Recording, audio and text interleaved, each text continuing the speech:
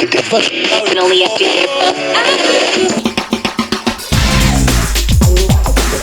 is the Real Pod Newscast with Levon Putney with a quick check on what's going on. So here's my man to get into it. Hey, thanks for listening, and hello fall. Kicked in on Monday, so goodbye summer. Thanks for the memories, well, that we want to keep, and may the ones we don't die along with the solstice.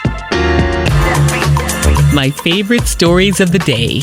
Fights at restaurants usually have something to do with food or service and usually do not only feature workers. So 1.5 unusual stories here, starting with the one back on Monday night in Southern California's city of Torrance. It's where police did not say why a worker inside the Benihana restaurant started arguing with a manager, but KTLA is reporting he did because a local news stringer agency is reporting the worker did not want to serve a particular table, and the tussle started when the manager told him he was fired. And again, this is inside a Benihana where, the chefs are already at table stations wowing customers with fancy cooking styles. So an entertainment twofer, because people stopped looking at the chefs and whipped out their phones to start recording as security came out to escort the worker to get him out of there. Well, cops say the worker threw a plate, hit one of the guards in the head with it, but no charges filed. No arrest at this point either. He left before cops got there. Customers, they were back to enjoying their chefs throwing shrimp in the air by then. And Arby's latest marketing slogan may be, "We have the meats," but we found out they most definitely have the beef. In Kettering, Ohio, Thursday before last, just south of Dayton, WHIO-TV is reporting 2 police officers were riding by an Arby's on patrol when a worker came running up screaming and bleeding from the face. So they went with her into the restaurant where they say witnesses told them in less than 2 minutes, a woman with a large rock in her hand walked in with a guy, used that rock upside the woman worker's head, and then ran out with the guy, who reportedly stopped the male worker from breaking up the drama. And the nature of the drama? A roach. Not the creepy crawling critter either. No, WHIO is reporting investigators told them this woman brought a guy and a big rock with her to this Arby's and hit this Arby's worker upside the head with that rock because they were hanging out the night before and she thought the Arby's worker stole her roach. Again, not the crawling pest, but the small leftover part of a joint or blunt that hasn't been smoked yet. That is why this 21-year-old woman is in jail on a felonious assault charge. The 26-year-old guy was charged with menacing, but not booked into jail at this time, all over a half-smoked joint or blunt. Either way, times are tough.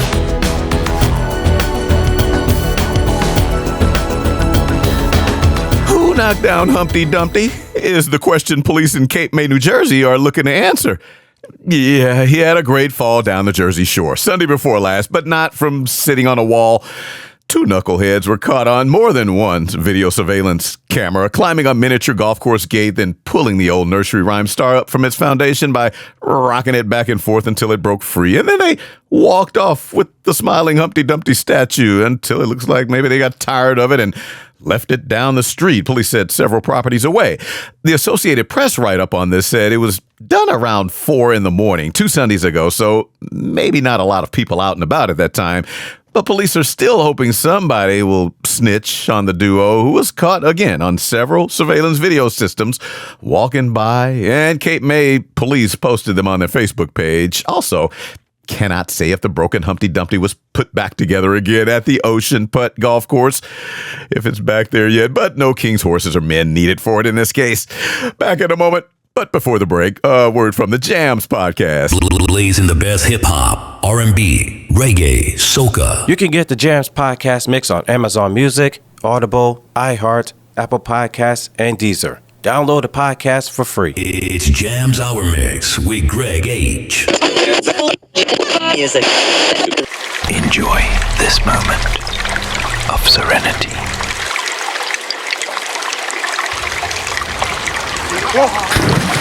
Get you, Bigfoot, out that water. Thank you for taking part in this moment of calmness. Brought to you by ASMR.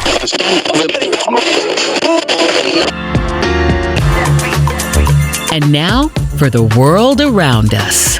There's a wallaby hopping around Leicestershire, England, since last Monday when a storm knocked down a tree, which then fell on fencing at a farm. And that wallaby that folks at the farm named Mr. Willoughby Wallaby hopped off. Willoughby Wallaby, 5-year-old, and BBC News talked with folks at the farm who say he hops pretty fast, so might get spooked if people get close. Now, they say Willoughby Wallaby is harmless, and with a name like that, it would seem so, but still, asking folks to stay back if they spot him.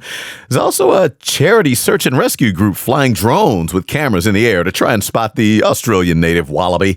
Now, some people in farms do have them in England, little mini-roo-looking things, where the climate is okay for Mr. Willoughby and his family back at that farm in Leicestershire. He was still on the hop as of last Wednesday. There was a cheating scandal at this year's World Stone Skimming Championships, held every September at a quarry filled with water on the western Scotland island of Easdale. Skipping stones across water is a sport with rules and a competition committee, and BBC News is reporting one of the rules requires stones thrown by competitors to be naturally occurring slate from the island. But the Saturday before last, organizers would only say some competitors complained that several were using rocks that looked like they were grinded by a machine into perfect shape, and a couple had notches carved in stones to supposedly help with throwing. Baseball fans know all too well about that, scuffing balls and other tricks pitchers have used to help the ball move like they won. Now, one of the Stone Skimming Championship organizers told the BBC, Daily Mail, and others that the offenders all fessed up and apologized. Did also say if this happens again, they'll think about picking competition rocks themselves instead of letting contestants go get them. So yeah, the show will go on. No cheating scandals stopping the World Stone Skimming Championships.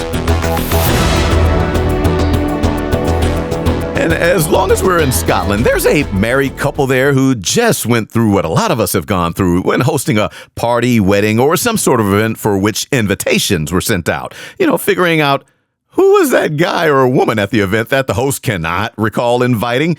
You know how they might have popped up in pictures and videos, but seems nobody knew them.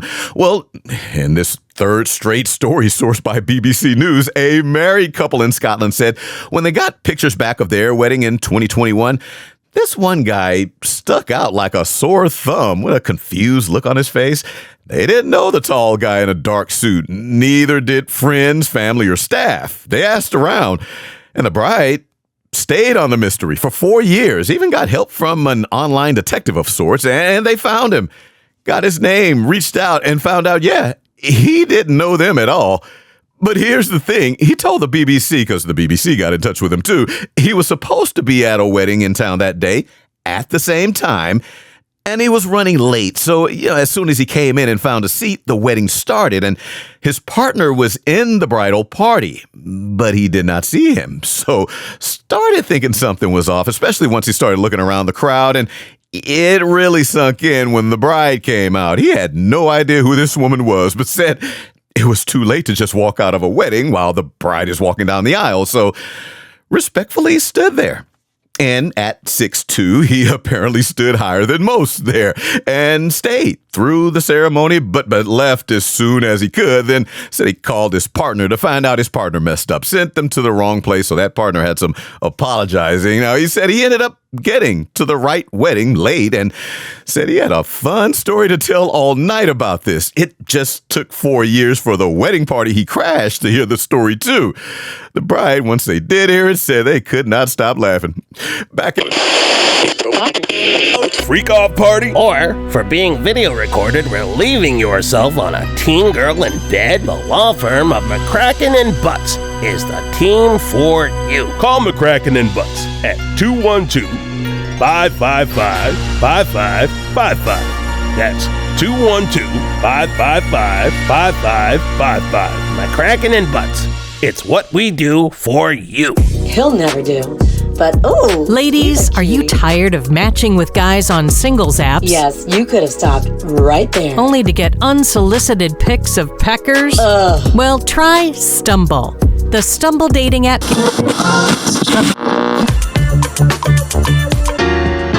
What's up with what's going down, though? We've been dreaming of flying cars, at least since the Jetsons premiered in the early 60s, and George never had a crash that we ever saw in the cartoon, at least as I can remember, but CNN and the Sun newspaper are among those reporting 2 flying cars crashed into each other in China last Tuesday. CNN is saying they were taking practice runs to get ready for an air show. One pilot was hurt, but they said both alive and relatively fine. One of the cars did crash and burn, though. They said that's the one that pilot that got hurt was in. As far as anyone knows, this is the first crash between 2 flying cars. And again, this was a rehearsal, so a lot of people were watching and video recording. And the Sun newspaper had footage showing that car that crashed in flames with fire trucks rushing to put it out. No word yet from investigators on what caused it, but right after, they said the 2 vehicles were flying too close to each other, which is kind of like saying an accident did not happen on purpose. Still, the Sun newspaper is saying one of the Chinese auto companies had a rep saying the pilots were doing what they called high-difficulty stunts in those flying cars. And a report last year by China Low Altitude Economic Alliance showed their air traffic facilities and ground networks in China will be largely ready to add flying cars to their coordinating duties in the next 2 to 3 years. They're air traffic controllers, because here in the U.S., air traffic controllers, they're just hoping to be at sufficient staffing levels in the next 2 to 3 years for their current duties. And they're hoping. And that hope is doing a lot of work there in that sentence. Now, the Freakonomics podcast, they just talk with some American air traffic controllers, and sounds like that is one of those industries needing more help than they're getting right now. Meanwhile, guess the Jetsons are moving to China. Let me jack you up. Ooh, slammy. Stoop down, baby, let me back you up. Ooh, slammy. Stoop down, baby, let me jack you up. Hit it and split it. Come on, hurry up. Somebody bring me an extinguisher to put out this blaze that started up in here. Buy that vintage jam from Slammy Sammy. This is Mike Mann in your ear.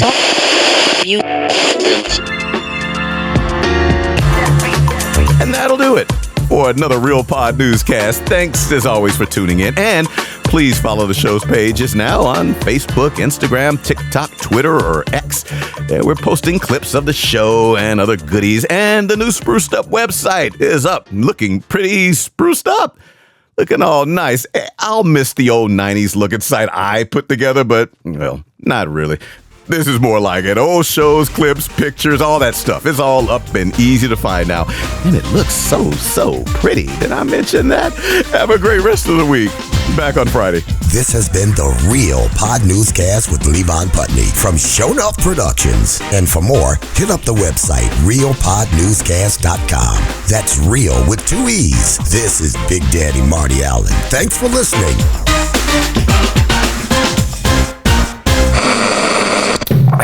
Shonuff.